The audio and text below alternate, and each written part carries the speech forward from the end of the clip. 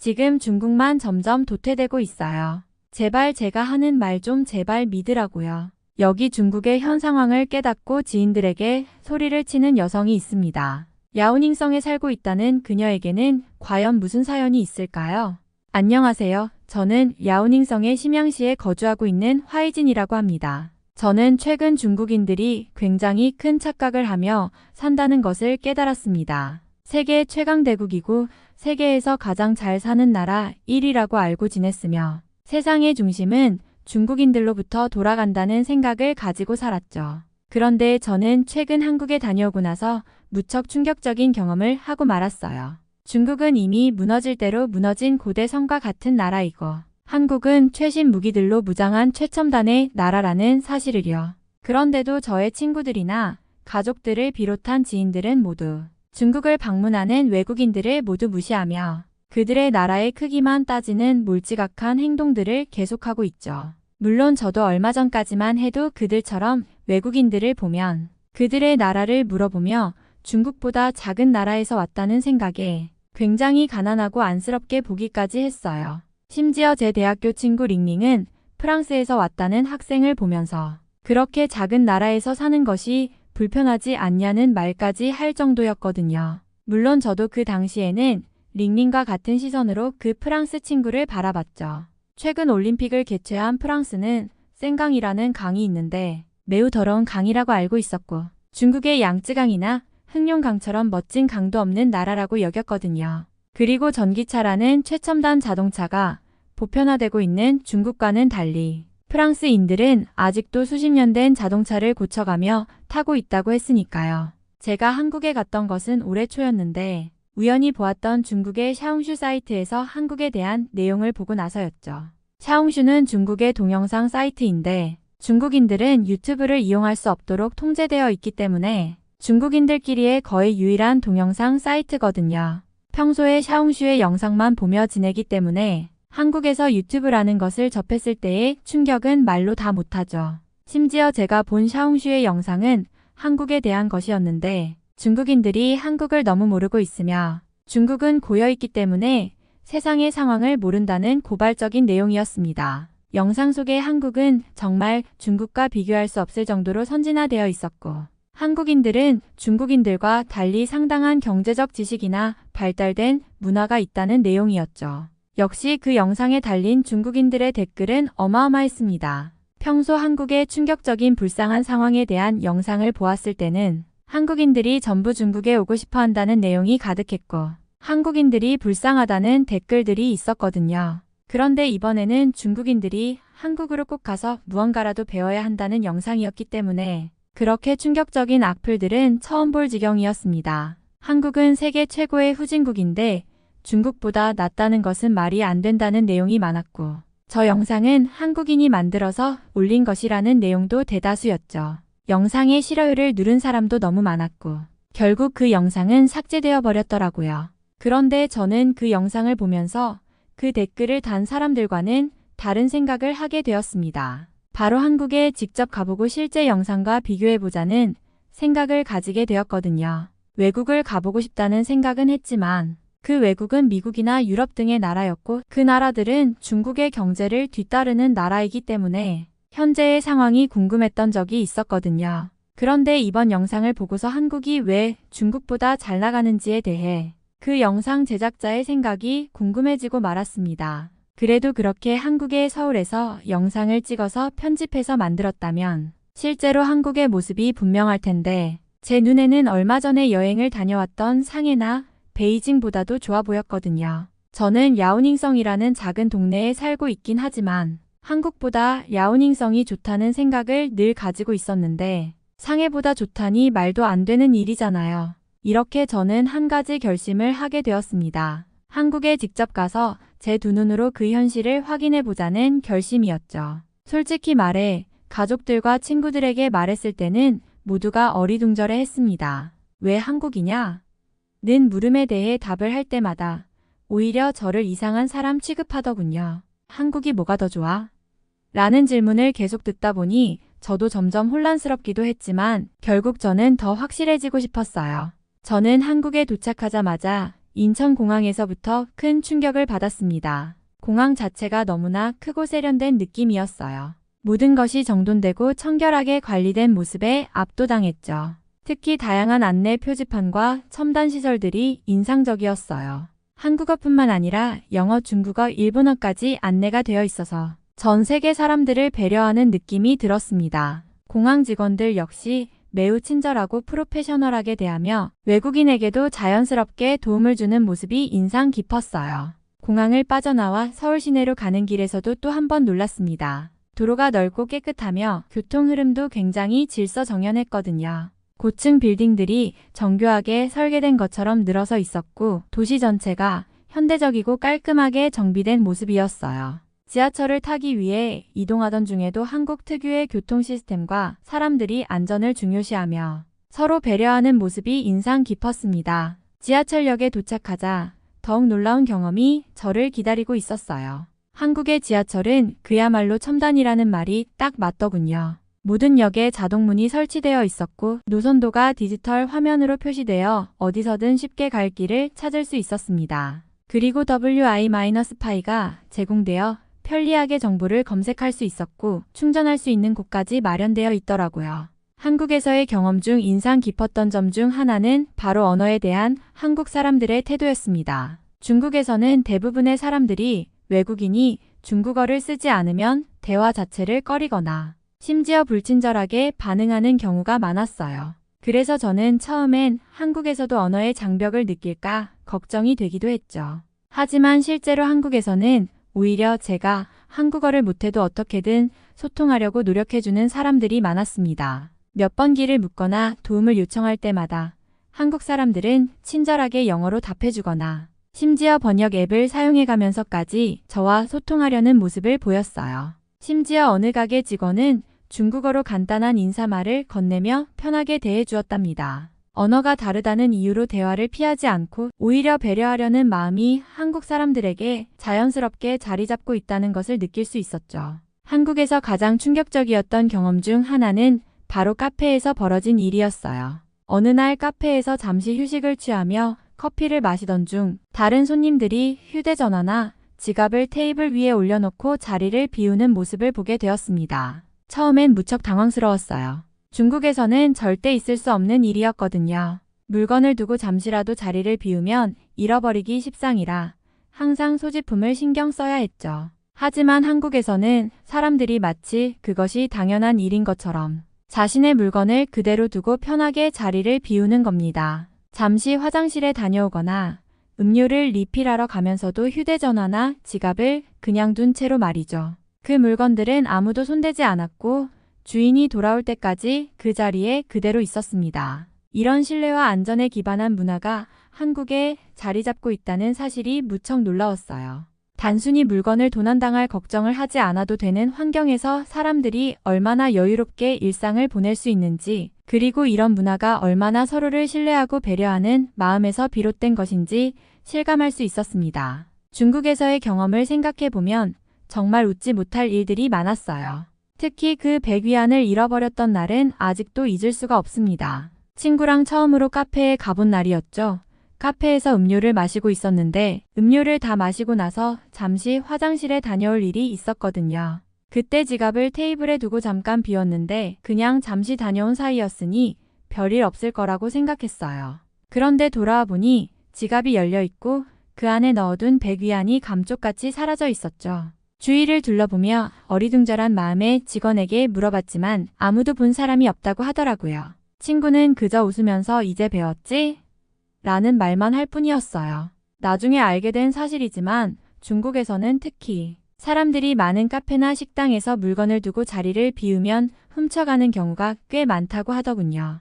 그래서 다들 물건을 항상 철저히 챙기고 지갑은 가방 깊숙이 넣어두는 게 기본이라는 거예요. 그날 이후로는 항상 조심하려고 했지만 습관이 무섭다고 테이블 위에 물건을 두는 습관을 고치기란 쉽지 않더라고요. 특히 가끔 카페에서 자리 맡으려고 책이나 휴대전화를 두고 가는 경우가 있잖아요. 그런데 중국에서는 정말이지 상상도 못할 일이었죠. 중국과 한국은 같은 아시아지만 무척 다른 나라라는 사실을 또 느꼈던 곳은 바로 한국의 한식당이었습니다. 한국에서 한식당에 처음 가서 밥을 먹는데 정말 많은 것들에 놀랄 수밖에 없었어요. 우선 자리에 앉자마자 반찬들이 한꺼번에 잔뜩 나오는 거예요.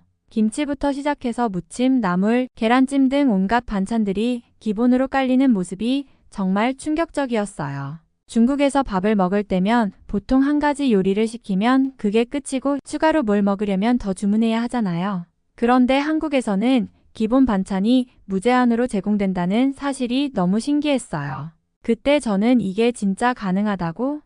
라는 생각이 들었죠. 더 놀라운 건 반찬을 다 먹고 나면 더 달라고 할 수 있다는 거였어요. 직원분이 더 필요한 게 있냐고 물어보시길래 혹시나 하고 김치를 좀 더 달라고 했더니 웃으면서 바로 가져다 주시는 거예요. 그리고 추가 요금이 전혀 붙지 않는다는 사실에 또 한 번 놀랐죠. 중국에서는 메뉴 하나하나가 다 따로 계산되는 경우가 많고 음식의 추가 제공은 상상하기 어려운 일이거든요.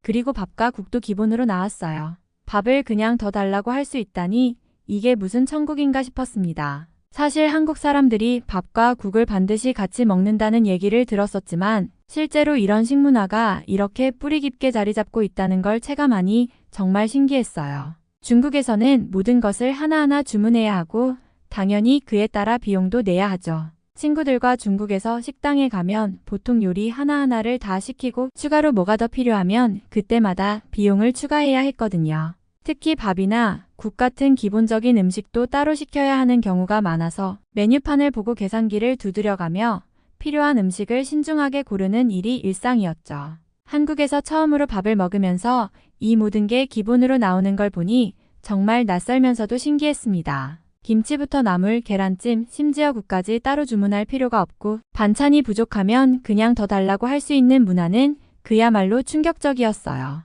중국에서는 밥과 국조차도 따로 비용을 내야 하니까 한국에서 이렇게 풍성하게 상이 차려지는 모습을 보고 이게 진짜 가능한가 하는 생각이 들었답니다. 또 다른 신기했던 점은 그 많은 반찬들이 다 무료일 뿐만 아니라 정말 다양한 종류라는 거였어요. 매번 메뉴에 따라 다른 반찬들이 나오는 것도 재미있었고요. 혼자 이색 카페에 앉아 오래된 한국 노래가 흘러나오는 걸 들으며 커피를 마시는 순간 마치 시간 여행을 온 듯한 기분이 들었어요. 한국의 카페들은 단순히 음료를 마시는 공간이 아니라 그곳만의 독특한 분위기와 테마를 즐길 수 있는 곳이라는 걸 알게 되었죠. 그날 제가 들어간 카페는 레트로한 감성을 살린 곳이었는데 고풍스러운 소품들과 벽에 걸린 옛날 사진들이 카페의 분위기를 더해주고 있었어요.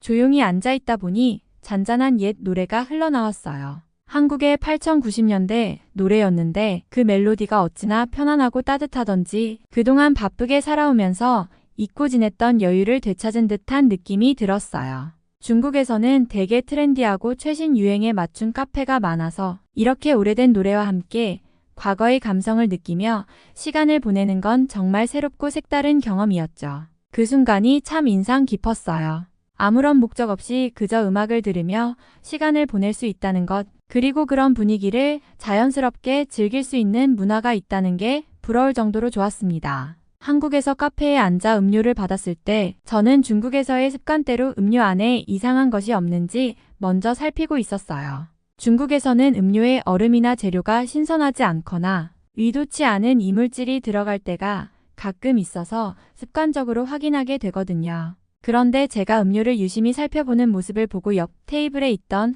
한국인 손님이 말을 걸어왔어요. 괜찮으세요? 무슨 문제라도 있나요?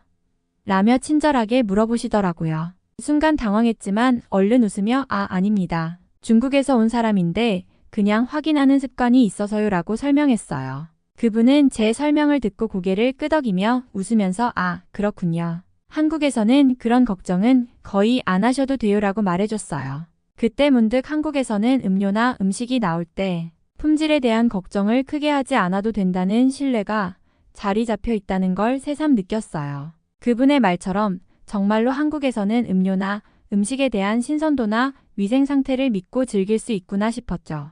이런 문화적인 차이와 한국 사람들의 친절함 덕분에 그 순간은 저에게 참 따뜻하게 다가왔고 한국에서의 시간이 더욱 편안해졌답니다. 그 한국인 손님은 민수라는 이름의 30대 초반 남자였어요. 그는 제 음료를 확인하는 행동을 신기하게 보며 가볍게 말을 걸어왔는데 덕분에 어색함 없이 서로 이야기를 시작할 수 있었죠. 민수는 저보다 조금 나이가 많아서 한국에서의 생활에 대해서도 설명해주고 다양한 조언도 해줬어요. 처음에는 단순한 인사로 시작했던 대화가 점점 깊어지면서 민수는 한국의 문화와 일상생활에 대해 친근하게 이야기해줬고 저는 중국에서의 경험을 나누었어요. 민수는 저에게 서울에서 가봐야 할 명소와 숨은 맛집들, 현지인들이 자주 가는 카페들을 추천해 주었죠. 서로의 삶과 문화에 대해 이야기를 나누며 공감대를 쌓아가면서 점점 친해졌습니다. 나중에는 카페를 나와 같이 거리를 걸으며 서울의 밤을 구경하기도 했어요. 이렇게 우연히 만난 민수 덕분에 저는 한국에서 특별한 인연을 만들었고 서울이 더 친근하게 느껴졌답니다. 민수와 이야기하면서 저는 한국에 대해 정말 많은 정보를 알게 되었어요. 단순히 관광객 입장에서 알 수 있는 것들 뿐만 아니라 한국 사람들이 실제로 즐겨 찾는 장소나 현지인들만 아는 숨은 명소들까지 소개해줬죠.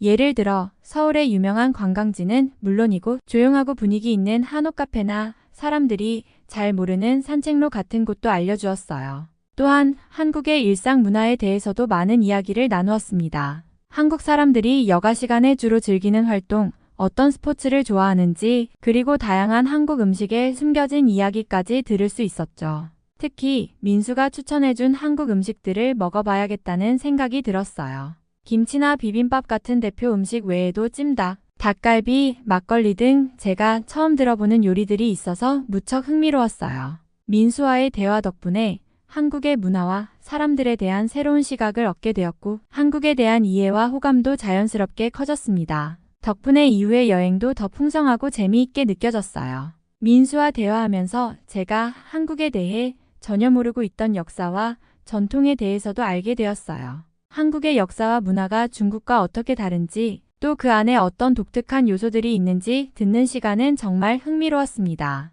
먼저 민수는 한국의 전통 문화와 역사에 대한 이야기를 차근차근 들려주었어요. 한국이 중국의 영향을 일부 받았지만 그 안에서 자신들만의 독특한 전통과 문화를 만들어 왔다는 사실을 설명해줬죠. 예를 들어 조선시대의 유교적 가치는 중국의 유교 사상과 유사하지만 한국은 그것을 토대로 독자적인 풍습과 예법을 발전시켰다고 해요. 특히 효를 중시하는 문화는 한국에서 더 강하게 뿌리내리고 있어서 가족을 소중히 여기는 문화가 현재까지도 깊이 이어져 온다고 했죠. 또한 한국의 전통 건축과 의복, 음식 문화도 중국과는 다른 점이 많다고 했습니다. 한옥이라는 한국 전통 가옥은 자연과 조화를 이루도록 지어진 것이 특징인데 사계절이 뚜렷한 한국의 기후에 맞춰 여름에는 시원하고 겨울에는 따뜻하게 지낼 수 있도록 설계되어 있대요. 그리고 전통 의상인 한복은 단순히 아름다운 옷을 넘어 입는 이의 겸손함과 절제를 나타내는 상징이기도 하다며 그 안에 담긴 철학과 가치가 아주 깊다고 설명해 주었죠. 음식 이야기를 하면서는 중국 음식과의 차이점도 흥미롭게 다뤘어요. 한국 음식은 매운맛과 함께 발효 음식을 많이 즐기며 김치나 된장, 고추장 등의 장류를 활용한 요리가 많다고 했어요. 민수는 한국은 매운 음식과 발효 음식을 통해 건강을 유지하고 몸을 따뜻하게 하는 걸 중요하게 생각해요라고 설명했어요. 이런 한국의 발효 문화는 일본과 중국에도 영향을 미쳤지만 한국만의 독특한 방법으로 발전해 왔다고 했습니다. 또한 식사 예절에 대해서도 중국과 큰 차이가 있다는 사실을 알게 되었어요. 예를 들어 한국에서는 식사를 할 때 윗사람이 숟가락이나 젓가락을 들기 전까지는 아랫사람이 식사를 시작하지 않는 예절이 있어요. 그리고 술을 마실 때도 고개를 돌려 마시는 것이 예의라고 하더군요. 이처럼 한국은 나이와 위치에 따른 예절이 매우 중요하게 여겨지는 나라라는 것을 느낄 수 있었죠. 민수의 이야기를 통해 한국이 중국과 다른 점을 넘어 자신들만의 깊은 역사와 전통을 지닌 나라라는 것을 알게 되었어요. 한국에 대한 이해가 깊어지면서 이제는 단순히 여행지로서가 아니라 그 안에 담긴 문화와 사람들의 삶을 더 알고 싶어지게 되었습니다. 민수는 한국과 중국의 역사적 관계에 대해 이야기하면서 중국이 한국의 문화를 따라하거나 모방했던 몇 가지 사례도 알려주었어요. 그런 이야기를 듣고 있자니 과거에 한국이 독창적으로 발전시킨 문화가 오히려 중국에 영향을 미친 사례들이 꽤 있다는 걸 알게 되었죠. 첫 번째로 민수는 한글 창제에 대해 이야기했어요. 15세기 조선 세종대왕이 백성을 위해 창제한 한글이 바로 그 예라고 하더군요. 한글은 백성들이 쉽게 배울 수 있는 과학적인 문자로 당시에는 정말 혁신적이었다고 했어요. 그런데 그 후로 몇 세기가 지나 청나라에서 한글의 우수성을 보고 조선 문자를 도입하려는 시도가 있었다고 해요. 비록 실제 도입되지는 않았지만 한글의 창의적이고 실용적인 구조가 중국 지식인들에게 깊은 인상을 주었다고 하더군요.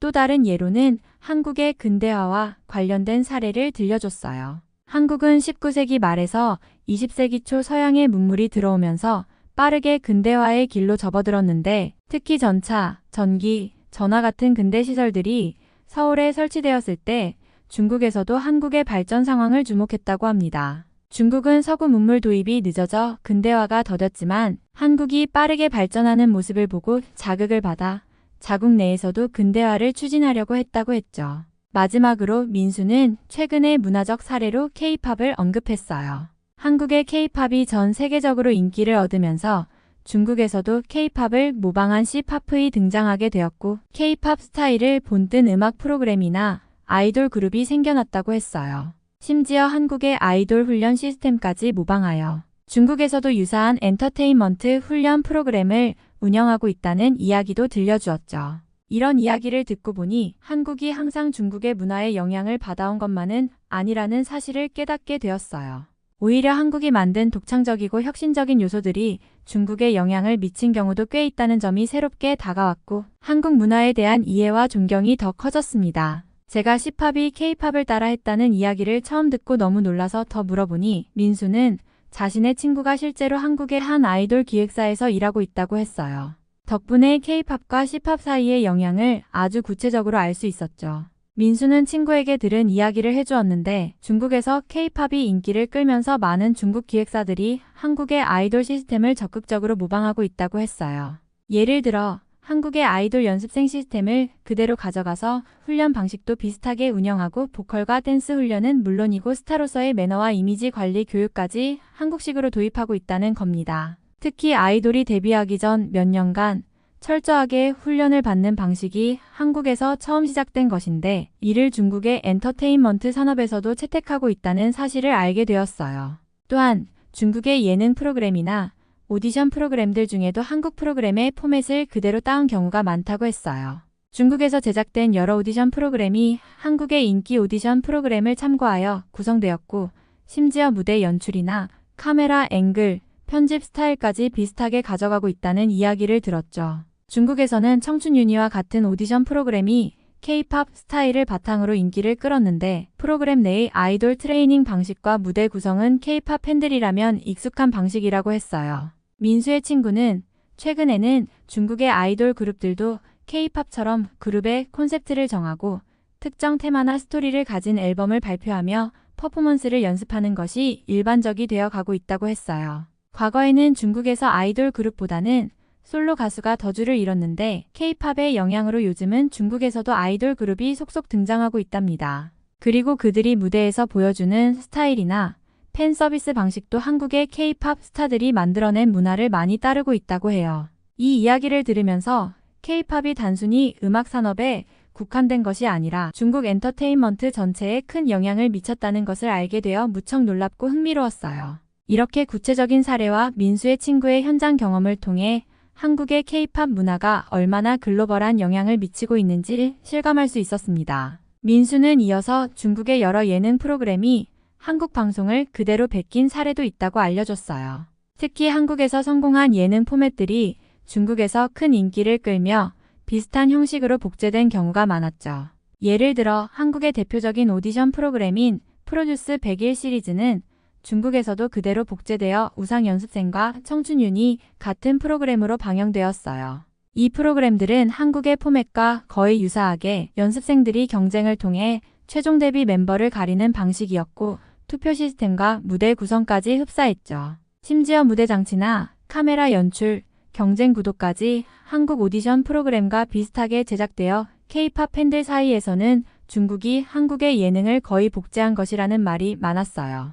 또 다른 예로는 한국의 인기 예능 런닝맨이 있어요. 이 프로그램은 팀을 나눠 게임과 미션을 수행하며 벌어지는 유쾌한 상황을 담는 포맷으로 중국에서도 큰 인기를 끌었죠. 이를 모방해 중국에서는 달려라 형제라는 프로그램이 만들어졌는데 한국의 런닝맨과 거의 동일한 형식과 게임을 진행했어요. 주인공들이 미션을 수행하고 장소마다 미션을 풀어가는 형식도 비슷하고 심지어 몇몇 게임과 세트 구성까지 비슷하게 재현되었어요. 런닝맨의 인기 에피소드를 거의 그대로 차용한 경우도 있어 한국 팬들 사이에서는 단순한 모방을 넘은 복제라는 비판도 있었죠. 또한 나는 가수다와 같은 한국의 음악 경연 프로그램이 큰 성공을 거두자 중국에서도 나는 가수다 중국판이 제작되어 동일한 포맷으로 방영되었어요. 여기서도 무대 연출이나 경연 진행 방식이 한국의 원작과 거의 일치했어요. 한국 가수들이 출연했던 감동적인 장면이나 긴장감 넘치는 경쟁 구도까지 따라해 한국과 중국에서 모두 인기를 끌게 되었죠. 이러한 사례들을 들으면서 중국에서 한국의 예능 포맷이 얼마나 많이 차용되었는지 알게 되었어요. 민수는 그만큼 한국 방송 콘텐츠가 참신하고 세계적인 인정을 받고 있다는 증거일 수도 있어요 라고 하며 한국의 콘텐츠가 전 세계로 뻗어나가고 있다는 자부심을 내비쳤어요. 이 이야기를 통해 한국의 방송 콘텐츠가 중국을 포함한 아시아 전역에 큰 영향을 미치고 있으며 K-팝뿐만 아니라 예능 프로그램에서도 한국의 창의성이 높은 평가를 받고 있다는 것을 실감할 수 있었어요. 민수가 이런 사실들을 하나하나 설명해 줄 때마다 저는 한국의 문화와 창의성이 얼마나 독창적인지 깨닫게 되었고 동시에 제가 얼마나 우물 안 개구리였는지를 깨달았습니다. 그동안 중국에서 한국을 그저 작은 나라라고 생각하고 중국의 문화와 사회가 세계에서 가장 발전해 있다고 여겨왔었죠. 하지만 민수가 들려준 이야기들은 제 고정관념을 완전히 뒤집어 놓았어요. 한국은 단순히 선진국일 뿐만 아니라 K-팝과 예능, 그리고 다양한 문화 콘텐츠를 통해 전 세계에 영향을 미치고 있었고 다른 나라들도 이를 배우려 한다는 사실이 놀라웠어요. 한국의 오디션 프로그램이 중국 예능에 그대로 복제되고 한글 창제와 같은 혁신적 아이디어가 과거에도 영향을 주었다는 이야기를 들으면서 저는 마치 새로운 세상을 만난 듯한 기분이었어요. 민수가 보여준 사례들은 한국이 단순히 경제적, 기술적으로만 발전한 나라가 아니라 문화적 영향력까지 지닌 독창적인 나라임을 알게 해주었고 그동안 제 시야가 너무 좁았다는 생각이 들었어요. 앞으로는 더 열린 마음으로 세상을 바라보고 한국처럼 창의적이고 새로운 것을 배워나가야겠다고 다짐하게 되었습니다. 민수가 한국의 고대 역사에 대해 들려줄 때 저는 큰 충격을 받았어요. 그의 이야기를 듣다 보니 한국의 역사 속에 제가 태어나고 자란 지역과 관련된 이야기들이 나왔고 제 뿌리에 대해 다시금 생각하게 되었죠. 민수가 들려준 고구려에 대한 이야기는 특히나 인상 깊었어요. 고구려는 한반도와 만주 지역까지 넓은 영토를 가진 강대국이었고 중국과의 치열한 전쟁 속에서도 독립을 유지하며 번영했던 나라였다고 하더군요. 저는 랴오닝성, 특히 고구려의 옛 땅이었던 지역에 살고 있었기에 이 이야기가 더 크게 다가왔어요. 고구려가 그 땅에서 시작되어 중국과의 여러 전투 속에서도 강력한 왕국으로 자리 잡았다는 사실을 듣고는 마치 고구려의 정신이 제 안에도 흐르고 있는 듯한 기분이 들었어요. 제 조상들이 바로 그 고구려의 영토에서 살아가며 자부심을 가지고 자신들의 문화를 지켜왔을 것을 생각하니 한국의 고대 역사와 저의 뿌리가 연결된 듯한 느낌이 들었죠. 민수는 고구려의 곱은 벽화와 그 안에 담긴 고대인의 삶에 대해 이야기해 주었어요. 벽화에는 고구려인들이 즐겼던 무예, 사냥, 축제 등 다양한 모습이 담겨 있다고 했어요. 이들은 당대 최고의 군사력을 자랑하며 자신들의 문화를 발전시키는데 열정을 쏟았고 강한 정신력으로 주변 강대국들과 맞서 싸웠다고 했죠. 그 곱은 벽화 속 인물들이 저의 조상들일지도 모른다는 생각을 하니 제 뿌리와 과거에 대한 자부심이 절로 생겼습니다. 또한 민수는 고구려가 비록 후에 멸망했지만 그 정신과 문화는 백제와 신라 그리고 후삼국 시대를 거쳐 한국 역사 속에 깊이 자리 잡았다고 설명해 주었어요. 한국인들은 고구려의 강인한 정신을 지금도 기억하며 스스로를 지켜내려는 의지를 이어가고 있다는 말을 들으니 제 자신도 그 정신의 일부를 가지고 있는 것이 아닐까 하는 생각이 들었죠. 한국의 고대사 속에서 고구려는 자부심과 강인함의 상징이었고 제가 자란 지역이 바로 그 땅에 있다는 것이 무척이나 자랑스러웠어요. 제 조상들이 그 넓은 영토에서 당당하게 살아갔다는 것, 그리고 그 문화가 오늘날까지 한국 사람들의 마음속에 남아있다는 것은 저에게 새로운 시각을 열어주었습니다. 한국의 역사를 배우면서 제가 단순히 중국의 한 지역에서 자란 사람이 아니라 고구려의 뿌리를 공유하는 사람이란 생각이 들었고 그 정체성에 대한 자부심이 싹트기 시작했어요. 이후로는 한국과 중국을 단순히 나라로서만 바라보는 것이 아니라 더 넓은 역사적, 문화적 연결성으로 바라볼 수 있게 되었어요. 저의 삶의 터전이 과거에는 강대한 고구려의 일부였다는 사실을 통해 이제는 제 뿌리에 대한 더 깊은 이해와 자부심을 가지고 살아가야겠다는 다짐을 하게 되었답니다. 중국에서는 고구려 역사를 자국의 역사로 포섭하려는 움직임이 있어 고구려의 역사와 문화를 중국의 일부분으로 강조하고 한국과는 관련이 없다고 주장하곤 했어요. 학교에서도 고구려가 중국의 소수민족 왕조였다는 식으로 가르치기 때문에 저 역시 그동안은 별다른 의심 없이 받아들였었죠. 그런데 민수의 이야기를 듣다 보니 제가 살고 있는 이 땅이 분명 과거 한국의 영토였다는 사실을 다시금 깨닫게 되었어요. 민수는 고구려가 한국의 문화와 정신을 형성하는데 중요한 역할을 했고 삼국통일의 과정에서 고구려의 후예들이 계속 한국의 역사 속에서 영향을 미쳤다고 설명했어요. 그는 고구려가 단순히 어느 나라의 영토가 아니라 독립된 문화를 가진 강력한 국가였으며 자신들만의 고유한 문자를 사용하고 백성과 왕조 사이에 유대감이 강했던 나라라고 했어요. 또한 고구려인들이 세운 도시와 문화유산들은 한국과 깊이 연결되어 있어 고구려의 유산이 곧 한국의 중요한 뿌리라고 말해주었죠. 특히 고구려가 당대의 백제, 신라와 함께 한반도와 만주에 걸친 광대한 영토를 지배하면서 한국의 고대사를 형성한 삼국 중 하나였다는 이야기를 듣고 나니 고구려가 한국과 얼마나 긴밀히 연결된 역사적 존재인지 실감할 수 있었어요.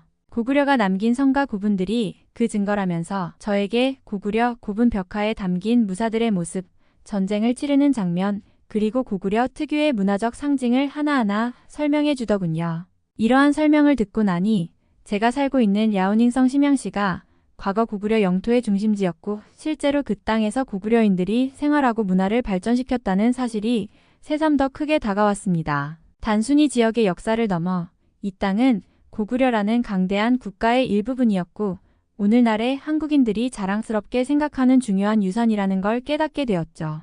민수의 말을 통해 고구려의 역사와 문화가 한국과 얼마나 깊이 연결되어 있는지 그리고 그 정신이 오늘날 한국인들에게도 얼마나 큰 의미로 남아있는지 알게 되면서 중국에서 교육받아온 고구려에 대한 인식이 상당히 편향적이었다는 것을 느꼈어요. 제가 살고 있는 땅이 고구려의 영토였다는 사실이 확실하다는 생각이 들었고 그 역사적 진실을 이해하고 받아들이는 것이 중요하다는 걸 깨달았습니다. 그런데 현재 중국의 상황이 무척이나 심각한 상태입니다. 중국의 현재 경제 상황이 심각하다는 우려가 커지고 있습니다. 2024년 중국 경제 성장률은 4.8%로 예상되며 이는 정부의 목표치에 미치지 못하는 수준입니다. 부동산 시장 침체와 대외 수요 둔화로 인해 투자와 수출이 부진한 상황입니다. 이러한 경제적 어려움에도 불구하고 중국 정부는 인터넷 검열과 정보 통제를 강화하고 있습니다. 2023년 7월에는 1인 미디어 운영자 289명에 대해 외탄이라는 예약 면담을 진행하며 개인 SNS 검열을 강화했습니다. 또한 2024년 1월에는 온라인 게임 관리 대책을 발표하여 게임 규제를 강화했습니다. 이런 현실에서 제 상황은 더 고립되어 갔습니다. 저는 중국 내에서 점점 왕따가 되어버렸고 친구들과 가족들로부터 완전히 바보 취급을 받게 되었어요. 한국을 다녀온 후 충격적인 경험을 통해 깨달은 사실들을 전하려 했지만 저의 이야기를 들으려는 사람은 거의 없었습니다. 오히려 왜 자꾸 헛소리를 하느냐는 비난을 받거나 한국에 너무 세뇌된 것 아니냐는 말을 듣기 일쑤였죠. 제 의도는 단순히 세계를 더 넓게 보고 변화에 대해 열린 마음을 가지자는 것이었지만 그들의 반응은 냉담하기만 했습니다. 특히 중국 경제와 사회의 현재 상황이 위태롭다고 얘기할 때마다 친구들은 저를 비웃으며 무시했습니다. 중국은 여전히 강대국인데 대체 무슨 헛소리냐며 듣지도 않은 채 단정 지어버리는 겁니다. 제가 믿는 사실이나 경험을 이야기하려 할수록 오히려 그들 사이에서 더 이상한 사람 취급을 받게 되었어요. 저는 그들에게 단순히 현실을 보자는 취지로 얘기한 것뿐이었는데 모든 것이 헛된 외침이 되어버린 느낌이었습니다. 지금의 중국 사회에서는 정부가 제시하는 관점과 조금이라도 다른 의견을 말하는 순간 마치 반역자처럼 취급되곤 하죠. 저의 이런 태도가 사회 규범을 거스르는 행동으로 간주되면서 점차 외면당하게 되었습니다. 제 자신이 바보가 된 것만 같았고 이렇게 말하는 것이 과연 옳은 일인가 하는 자책마저 들었죠. 하지만 민수와 한국에서의 경험을 떠올리며 적어도 제가 스스로의 생각을 숨기지 않고 세상을 넓게 보고자 하는 마음을 유지해야겠다고 다짐하게 되었습니다. 저는 아무래도 한국어를 얼른 배워서 중국을 떠나 한국으로의 이민을 선택할 것 같아요. 제가 사는 지역이 오래전 한국의 영토였기에 저도 한국인의 후손일지도 모른다는 생각이 들거든요. 한국어를 얼른 배워서 중국을 떠나 한국에 간다면 반드시 한국과 중국의 역사에 대해서 제대로 알고 싶습니다. 자, 여기 잘 보세요. 이게 한국이 중국을 베꼈다는 증거입니다. 한국은 중국산 자동차와 중국 음악, 중국 음식을 전부 따라 만든 것이며 중국에게 막대한 로열티를 주어야 하는데도 그러지 않는 최악의 나라입니다. 아시아 문화의 인기가 하늘을 찌르고 있는 미국에서는 한국과 중국, 일본에 관심을 가지게 된 사람들이 늘어나고 있다고 합니다. 미국의 대학교 교양 강의실에서도 아시아에 대한 이야기가 한창인데요.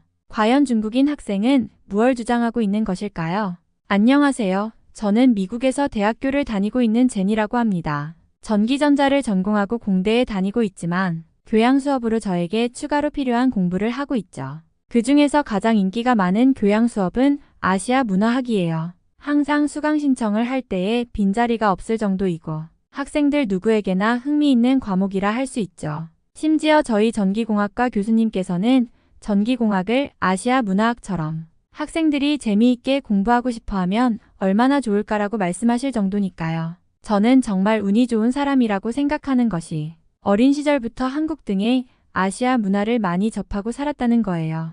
특히 한국의 문화는 제가 학교에 들어가면서부터 전교생에게 인기가 있었고 새로 나온 한국의 노래를 모르거나 한국 음식을 안 좋아하는 친구들은 왕따를 당할 정도였죠. 저 또한 한국을 좋아하는 친구들과 친하게 지냈고 함께 한국어를 공부하거나 한국 드라마나 영화를 보며 추억을 공유하기도 했어요. 심지어 옆 동네에 가게가 있던 떡볶이를 먹으러 가기도 했었어요. 그 당시 가장 친했던 앨런은 매운 것을 못 먹는다면서 연신물을 들이켰지만 떡볶이라는 음식이 너무 매력적이고 맛있기 때문에 약간의 매운 것 정도는 참고 먹는다고 했고 몇 번 먹다 보니 매운맛 또한 맛있다고 느껴진다고 했었죠. 한국을 비롯한 아시아에서는 이런 음식을 먹기 때문에 모두 몸이 좋다고 생각하니 저 또한 많이 먹어야겠다는 생각을 하곤 했습니다. 대학교에 올라와서 교양 수업을 들으며 한국을 좋아하는 친구들을 많이 만날 수 있었는데요. 역사학을 전공하던 러셀은 한국의 댄스를 추게 되면서 한국을 사랑하게 되었다고 했죠. 아시아 문화학 수업을 듣기 위해서 일부러 시간표를 맞춰서 짰다고 하니 정말 열정이 대단하다고 생각했고요. 러셀과 한국에 대해 이야기를 나누고 한국어를 함께 공부하며 굉장히 친해질 수 있었습니다. 저도 모르는 것들을 러셀을 통해서 많이 들어볼 수 있었죠. 러셀은 아시아 역사를 전공하고 있고 특히 한국의 역사를 가장 우선해서 공부한다고 했거든요. 그날도 러셀과 저는 아시아 문화학 수업이 끝난 뒤 근처 카페에 들러 대화를 나누고 있었습니다. 러셀은 항상 열정적이었고 특히 한국 역사 이야기가 나오면 그의 눈빛은 더 반짝였어요. 커피를 홀짝이며 그는 저에게 이렇게 말했죠. 제니, 너 한국의 삼국시대에 대해 들어본 적 있어? 신라, 백제, 고구려라는 세 나라가 서로 경쟁하며 독특한 문화를 발전시킨 시기였거든. 정말 흥미진진해. 사실 저는 삼국시대에 대해 제대로 아는 것이 없었기 때문에 러셀의 이야기에 깊이 빠져들 수밖에 없었어요. 그는 노트북을 꺼내더니 한국 지도를 띄우고 삼국시대의 주요 지역과 각 나라의 특징을 자세히 설명해 주었습니다. 신라는 한반도 동남쪽에서 시작됐는데 금관과 같은 정교한 금세공 기술로 유명해. 백제는 한반도 서남부에 있었고 일본 문화에 많은 영향을 끼쳤지. 그리고 고구려는 북쪽에 있었는데 이 나라의 유적을 보면 정말 대단해. 특히 광개토대왕은 한국 역사상 가장 강력한 왕 중 한 명이야. 그의 업적을 생각하면 가끔 소름이 돋는다니까. 러셀은 마치 자신이 한국인이 된 것처럼 열정적으로 설명했습니다. 그는 자신의 전공 과제에서 배운 내용을 공유하며 광개토대 왕릉비에 적힌 한자 기록에 대해서도 설명했어요. 이 비석은 광개토대왕의 업적을 기록한 거야. 하지만 재미있는 건 이 비석이 한중일 삼국에서 각자 자기에게 유리한 대로 해석한다는 거지. 그래서 이걸 연구하다 보면 현대 국제 관계까지 이해하게 돼. 역사가 단순한 과거가 아니라 지금과도 연결된다는 점이 정말 흥미롭지 않아. 그의 말을 들으며 저는 아시아 역사라는 것이 단순히 옛날 이야기가 아니라 오늘날의 세계를 형성하는데 얼마나 중요한지 깨닫게 됐습니다. 러셀, 너 정말 대단하다. 어떻게 그렇게 많은 걸 알게 된 거야? 그러자 그는 웃으며 말했습니다. 사실 처음에는 단순히 한국 음악과 댄스가 좋아서 시작했어. 그런데 조금씩 한국의 역사와 문화가 얼마나 깊은지 알게 되니까 빠져나올 수 없더라고. 너도 그렇지 않아? 한국 문화에 처음 빠졌을 때 생각해봐. 그의 말을 듣자 저도 옛날 기억이 떠올랐습니다. 한국 드라마를 보고 처음으로 한국어를 배우기 시작했던 날들, 떡볶이 가게에서 친구들과 나눈 웃음소리, 그리고 새벽까지 공부하며 한국 노래를 따라 부르던 순간들. 맞아, 러셀. 한국은 정말 매력적이야. 너랑 이야기하다 보니 나도 한국의 역사에 대해 더 깊이 공부하고 싶어졌어. 러셀은 흐뭇한 표정으로 고개를 끄덕였습니다. 좋아, 제니. 다음에는 내가 신라의 화랑도에 대해 이야기해 줄게. 그들이 어떻게 신라를 통일로 이끌었는지 들어보면 또 놀랄걸. 그날 러셀과의 대화는 끝이 없을 만큼 흥미로웠습니다. 아시아 문화학 수업도 재미있었지만 이렇게 친구와 함께 깊이 있는 이야기를 나누는 시간은 그 어떤 강의보다도 값졌어요. 그리고 다음 시간이 되자 교수님께서 뜻밖의 과제를 내주셨습니다. 다들 주목해주세요. 이번에는 특별히 한국, 중국, 일본 중 하나를 선택해 고대 역사에 대해 공부해오는 과제를 드리겠습니다.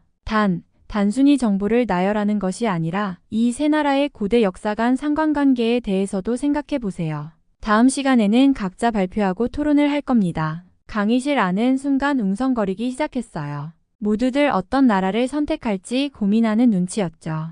저 역시 잠시 망설였지만 아까 러셀과 나눴던 대화가 떠올랐습니다. 고구려, 백제, 신라 그리고 광개토대왕. 생각만으로도 흥미로웠습니다. 강의가 끝나고 러셀과 함께 과제에 대해 이야기했습니다. 너는 당연히 한국 역사에 대해 할 거지? 제가 묻자 러셀은 자신만만한 표정으로 고개를 끄덕였습니다. 당연하지. 난 이미 삼국시대와 통일신라에 대해 자료를 많이 모았으니까. 이번 기회에 다른 사람들에게 한국 역사가 얼마나 흥미로운지 알려줄 거야. 근데 너는 어떤 나라를 할 거야? 사실 저도 한국에 대해 할까 고민 중이었지만 러셀의 발표를 생각하니 같은 주제를 고르는 게 조금 망설여졌습니다. 나도 한국 역사가 흥미롭긴 한데 일본이나 중국 역사랑 비교해서 한국의 고대 역사를 연결지어보면 어떨까 싶어.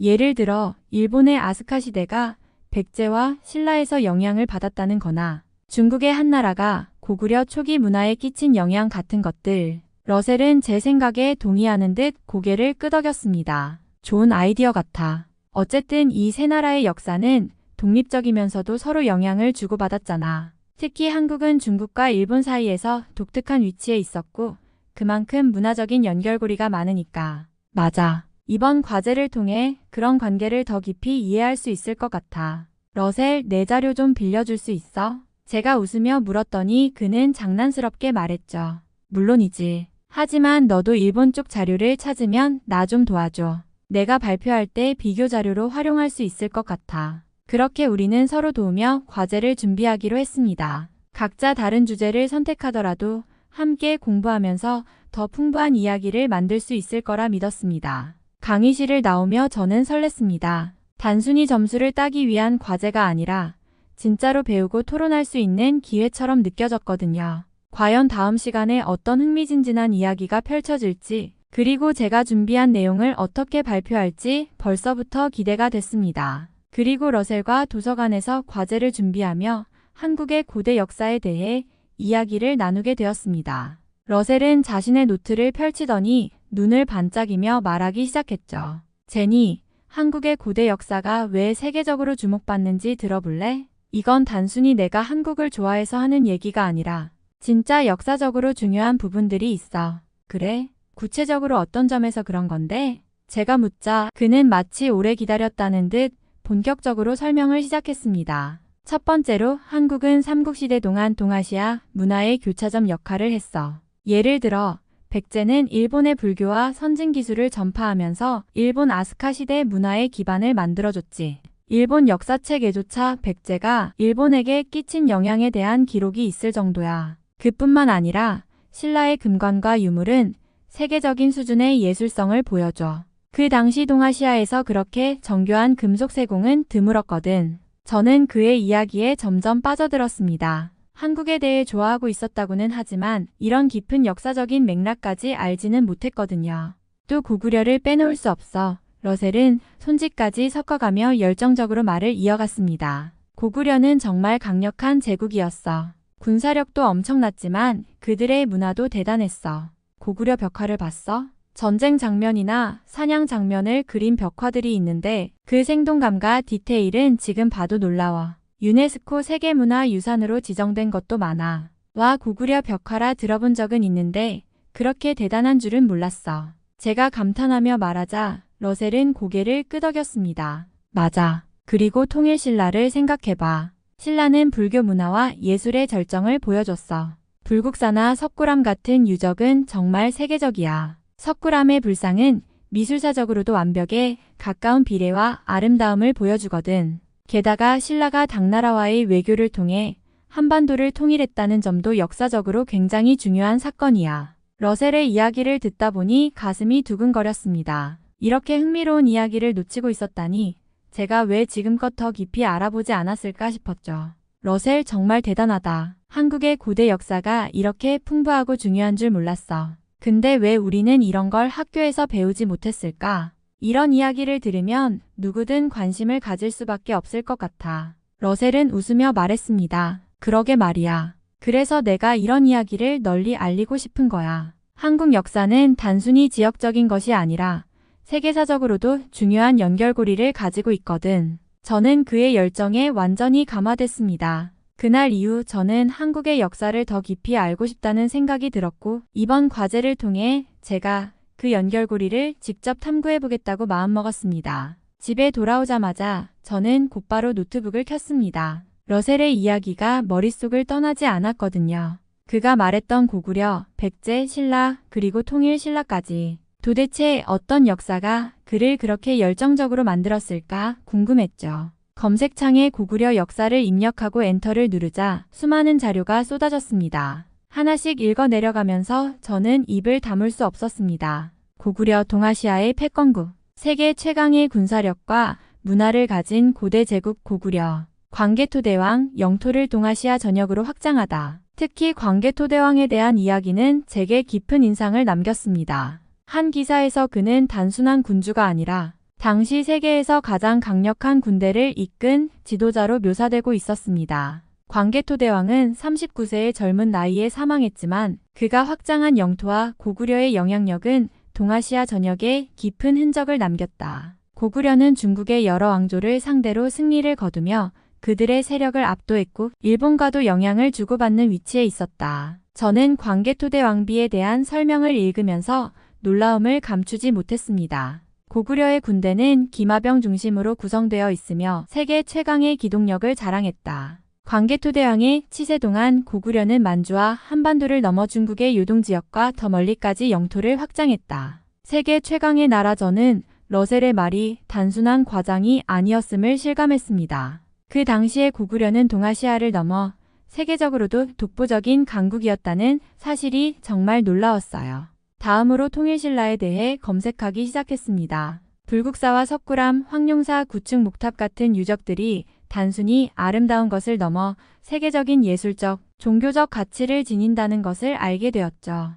유네스코 세계문화유산이라는 단어를 여러 번 보면서 이 유산들이 단지 한국만의 것이 아니라 인류 전체의 자산으로 평가받고 있다는 점도 인상 깊었습니다. 제가 가장 감탄한 것은 한국의 역사가 단순히 과거의 이야기로 끝나는 것이 아니라 지금도 그 정신과 문화가 살아 숨쉬고 있다는 것이었어요. 제가 좋아했던 한국 드라마나 음악, 음식에도 이런 깊은 역사가 깃들어 있었다니 그저 겉모습만 좋아했던 게 부끄러워질 정도였습니다. 한참을 더 읽다가 저는 마침내 고개를 들고 창밖을 바라보았습니다. 마음속에 이상한 감정이 차오르더군요. 어쩌면 러셀보다 내가 더 한국 역사에 빠져드는 것 같은데 그날 밤 저는 고구려의 이야기를 계속 떠올리며 잠들었습니다. 고구려의 기상, 광개토대왕의 업적, 그리고 그들이 남긴 문화의 흔적들. 그 모든 것이 제가 알던 한국과는 또 다른 모습이었고 그 역사적 깊이에 감탄하지 않을 수 없었습니다.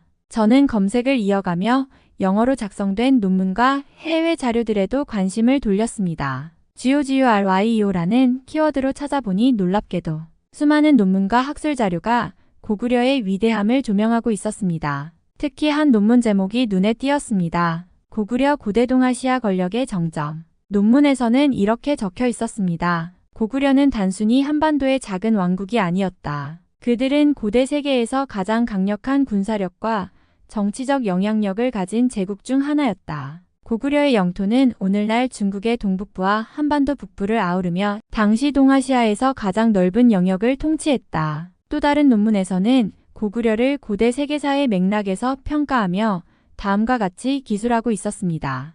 역사적으로 로마 제국과 한나라와 같은 고대 제국들이 주목받아왔지만 고구려는 이들 못지않은 대국이었다. 특히 군사적 능력과 문화적 독창성은 동아시아를 넘어 세계적으로도 연구할 가치가 있다. 저는 점점 더 흥미로워졌습니다. 한 논문에서는 고구려를 당시 세계에서 가장 발전된 군사 국가로 평가하고 있었는데 고구려의 기마병은 세계 최고 수준이었다는 내용이었습니다. 고구려의 기마병 부대는 기동성과 파괴력을 겸비하여 당대의 어떤 군대와 맞서도 밀리지 않았다. 특히 안시성 전투에서 고구려가 당나라의 대군을 물리친 사례는 세계 군사 역사에서도 손꼽히는 승리로 평가받고 있다. 또한 문화와 정치의 독창성에 대한 찬사도 이어졌습니다. 고구려는 군사력뿐 아니라 예술과 문학, 건축에서도 독보적인 위치를 차지했다. 고구려 벽화는 동아시아 예술의 정수로 평가받고 있으며 그 독창성은 오늘날 유네스코 세계문화유산으로 이어졌다. 심지어 한 연구자는 이렇게 말했습니다. 고대 세계에서 고구려만큼 군사적,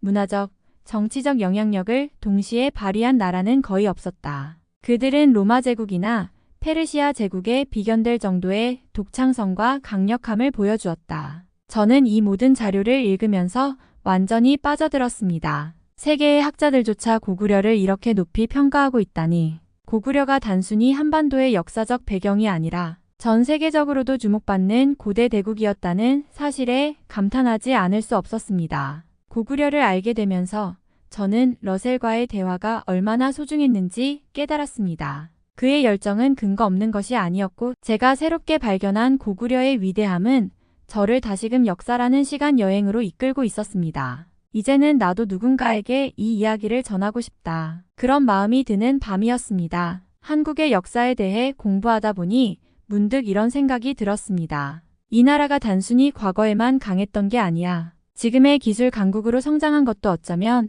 그 뿌리 깊은 역사와 연결되어 있는 게 아닐까. 고구려 시대부터 이어진 독창성과 끊임없는 도전 정신. 이것이 지금의 한국을 만든 기반이라는 생각이 들었어요. 고구려의 벽화 속 독창적인 예술 표현, 신라시대의 천문학과 금속공예, 그리고 조선시대의 과학적 발명품들까지 그들이 만들어낸 모든 것이 단순히 시대를 뛰어넘는 것이 아니라 지금 한국이 세계 기술의 중심에 서는 데 영향을 준 것처럼 느껴졌습니다. 사실 저는 전공 과목에서 2차 전지에 대해 배우고 있었습니다. 전기차, 스마트폰, 에너지 저장 시스템까지 이 배터리가 쓰이지 않는 곳이 없다는 걸 알게 된 뒤로 이 기술에 대한 관심이 커졌죠. 그런데 조금만 찾아보니 이 분야에서 한국이 세계 최고 수준이라는 걸 알게 되었습니다. 한국이 개발한 2차 전지는 왜 이렇게 효율적이고 혁신적일까? 궁금해져서 더 알아보기 시작했어요. 한국의 기업들이 전 세계 전기차, 배터리 시장을 선도하고 있다는 사실은 이미 알고 있었지만 그 배경이 놀라웠습니다. 한국은 단순히 배터리를 많이 생산하는 나라가 아니라 가장 안전하면서도 성능이 뛰어난 배터리를 개발하고 있는 선두주자라는 것이었죠. 특히 한국 기업들이 개발한 고에너지 밀도 배터리 기술과 차세대, 전고체 배터리 기술은 전 세계가 주목하는 혁신이었습니다. 한국의 이 기술 혁신은 하루아침에 이루어진 게 아니겠지. 저는 문득 한국 역사를 공부하며 느꼈던 그 도전 정신이 이 기술 발전에도 이어지고 있다는 생각이 들었습니다. 고구려의 기마병이 세계 최강의 군사력을 자랑했던 것처럼 지금의 한국 기술 역시 그 독창성과 완벽함을 추구하는 정신 위에서 세계 최강의 위치에 올라선 게 아닐까요? 과거에도 강했고 현재도 강한 나라. 그 이유를 이해하게 되는 순간이었습니다. 한국 역사와 현재의 기술력을 연결짓다 보니 제 마음속엔 하나의 결심이 생겼습니다. 2차 전지를 전공으로 삼는 내가 한국의 기술을 제대로 이해하지 못하면 진정한 전문가가 될 수 없겠구나. 그들의 과거와 현재를 배워야 저도 그들처럼 미래로 나아갈 수 있을 것 같았어요. 그날 밤 저는 한국의 역사를 공부했던 자료들 옆에 2차 전지와 관련된 한국 기술, 논문들을 한가득 저장해 두었습니다. 이제 한국을 단순히 좋아하는 나라로만 볼 수 없게 되었죠. 과거의 도전 정신이 지금의 기술 혁신으로 이어지는 것을 직접 확인했으니까요. 이게 바로 역사와 기술이 연결되는 지점이구나. 깨달음이 오는 순간이었습니다. 중국인 학생은 발표를 마친 뒤에도 자신이 준비한 자료들을 한꺼번에 쏟아내기 시작했습니다. 여기 보세요. 고구려는 사실상 중국 동북부 지역에서 기원한 국가로 한족 문화의 영향을 깊이 받았습니다. 이 논문은 중국의 역사학자가 작성한 것으로 고구려의 여러 문화적 요소가 한나라와 밀접하게 연결되어 있다고 증명하고 있습니다. 그는 그렇게 말하며 슬라이드에 고구려 벽화와 중국 한나라의 유물 사진을 나란히 띄었습니다. 보시다시피 고구려의 벽화 속 의복과 건축 양식은 중국 한나라와 거의 동일합니다. 이런 증거들은 중국 SNS에서도 활발히 논의되고 있습니다. 여기 웨이보에서 인용된 글을 보면 한국은 고구려를 독자적인 국가로 주장하지만 이는 역사 왜곡이라고 말하고 있습니다. 학생들은 그의 발표를 진지하게 듣고 있었지만 일부는 혼란스러운 표정을 짓기도 했습니다. 그는 더욱 자신감이 붙은 듯 목소리를 높였습니다. 게다가 한국이 자랑하는 한글조차도 중국 한자의 영향을 받았다는 것을 알고 계십니까? 조선시대의 세종대왕이 훈민정음을 창제할 때 중국의 문자 구조를 참고했다는 주장은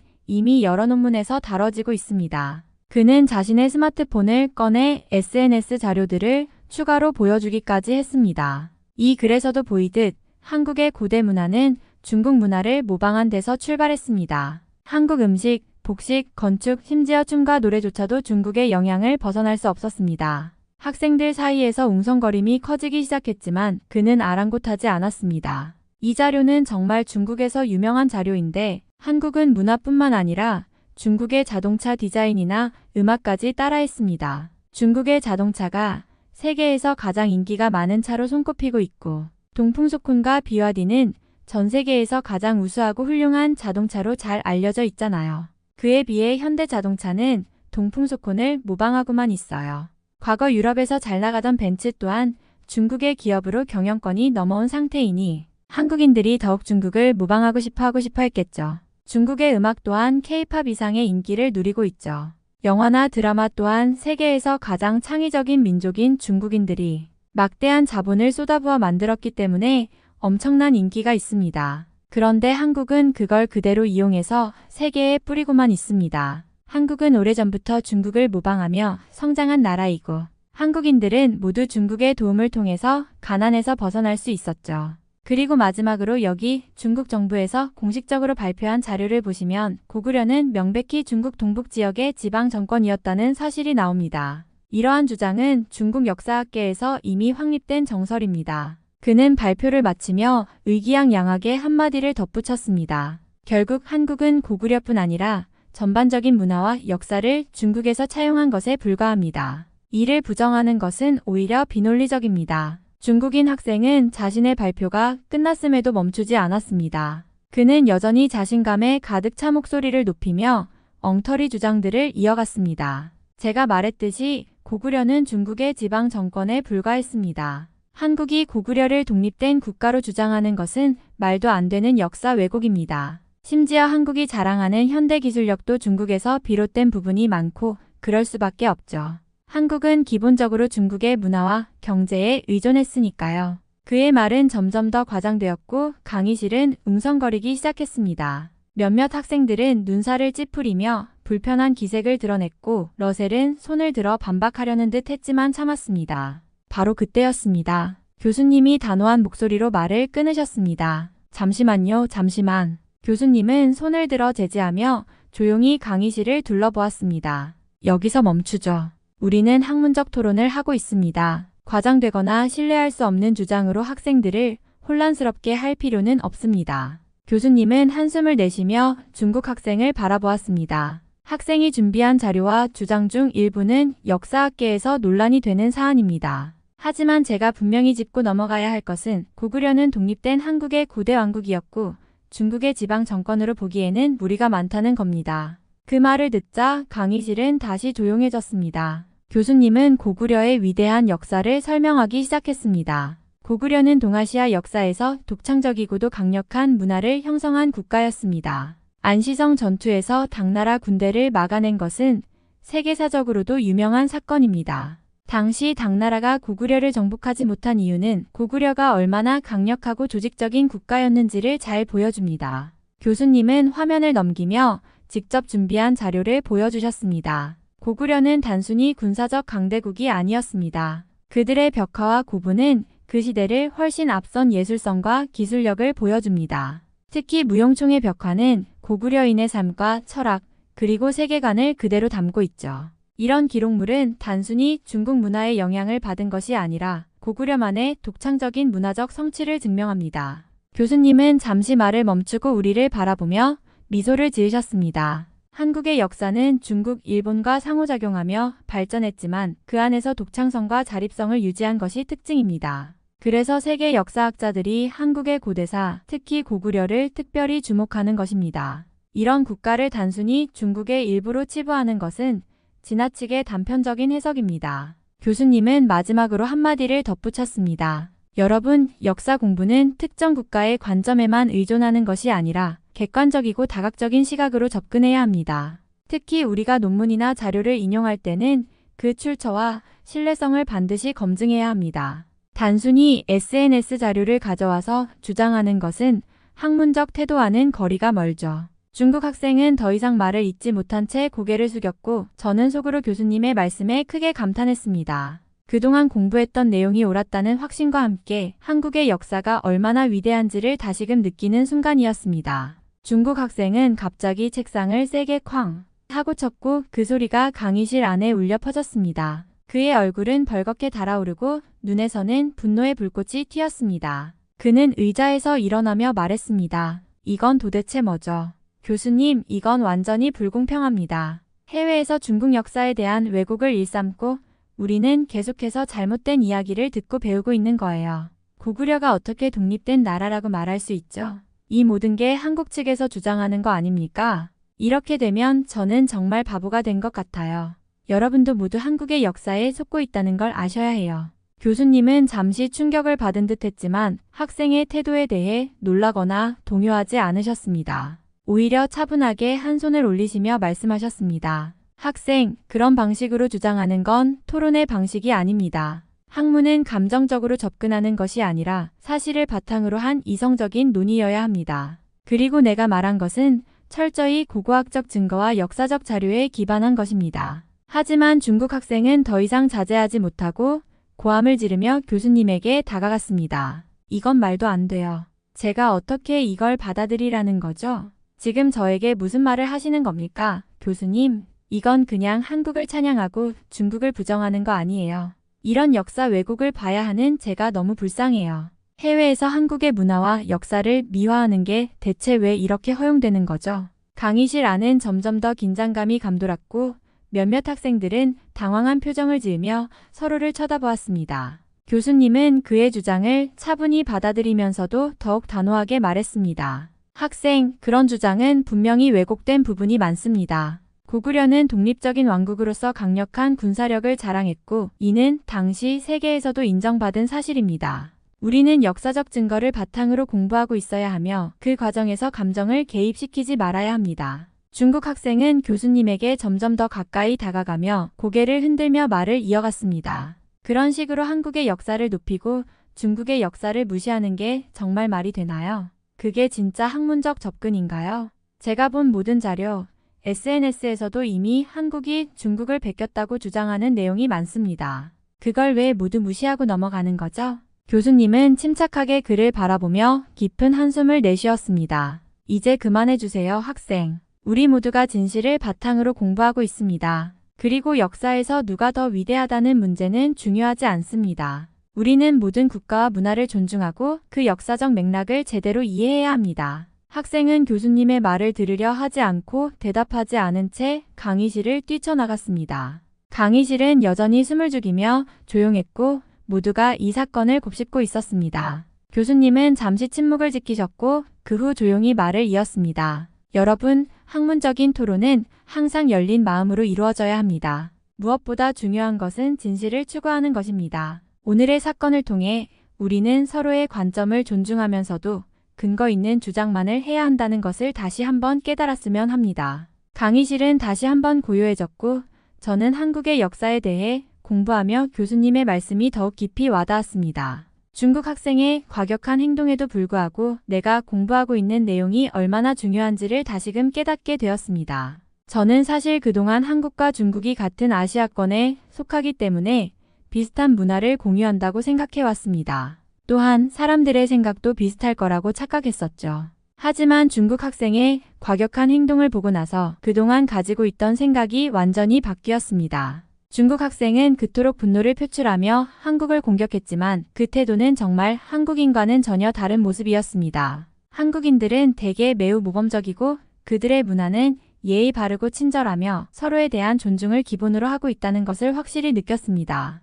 그리고 그 모습은 단순히 겉으로 보이는 것만이 아니라 깊이 있는 가치관에서 비롯된 것이라는 걸 알게 되었죠. 한국 사람들은 차분하고 자기 주장을 할 때에도 논리적이고 존중하는 방식으로 대화를 이끌어가려 합니다. 그들은 격한 감정에 휘둘리기보다는 항상 이성적이고 신중하게 사고하며 다른 문화와 사람들을 받아들일 수 있는 넓은 마음을 가지고 있었습니다. 중국 학생의 태도를 보고 나니 한국인들이 왜 전 세계에서 가장 인기가 있는 민족이 되었는지 그 이유를 조금이나마 알 수 있었습니다. 그들은 단지 강한 경제력이나 기술력뿐만 아니라 그들의 태도와 가치관이 세계에서 많은 사람들에게 존경받고 있다는 것을 깨닫게 되었습니다. 그들의 예의와 친절, 그리고 자부심을 느끼며 저는 한국인들이 왜 세계에서 사랑받고 있는지에 대한 진짜 이유를 이해하게 되었습니다. 러셀과는 다음 학기가 시작하기 전 한국을 가기로 마음먹었습니다. 살면서 처음 가는 한국 여행이라 많이 설레기도 하고 한국의 물가가 많이 비싸다는 소식을 들어서 걱정이기도 하죠. 그러나 그것은 한국이 굉장히 잘 사는 나라이기 때문에 그러한 인프라를 경험하는 비용이기에 전혀 아깝지 않았습니다. 이미 한국에 다녀온 친구들은 미국보다 한국에 살고 싶어하는 친구가 대다수이고 한국인들은 한국에서 미국보다 훨씬 나은 삶을 살고 있다고 했거든요. 심지어 장애가 있는 부모님과 한국에 다녀온 친구의 경우 한국이 얼마나 살기 좋은 나라인지 깨달을 수 있다고 했습니다. 곳곳에 엘리베이터가 없는 곳이 없고 장애인들을 위한 화장실도 기본으로 마련되어 있으며 장애인 주차구역이나 장애인 좌석 또한 굉장히 잘 갖춰진 몇 안 되는 나라라고 하거든요. 한국의 세심한 모습을 들어보니 정말 감동이었고 이러한 나라라면 정말 가서 살고 싶다는 생각이 들 정도니까요.